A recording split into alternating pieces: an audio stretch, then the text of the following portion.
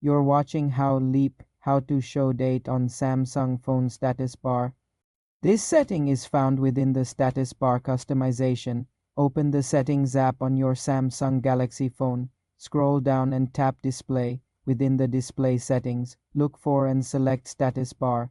On some models, you may need to tap quick settings or notifications first, then status bar. In the status bar settings, look for an option labeled Show Date or Date. Toggle this switch to the on position.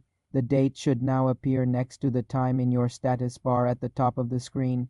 If you don't see a show date option, your phone's software may not support it natively. In that case, you can use a third-party app from the Google Play Store, like Status Bar Date for Samsung or System UI Tuner, which may require additional permissions. Another method is to use GoodLock, Samsung's official customization suite. Download GoodLock and QuickStar from the Galaxy Store. Open QuickStar, tap clock settings, and look for date options there. You can also adjust the date format like DD or more DD if the option is available. The date will typically show in a small font beside the time. This feature is handy for quickly checking the date without opening an app or pulling down the notification panel.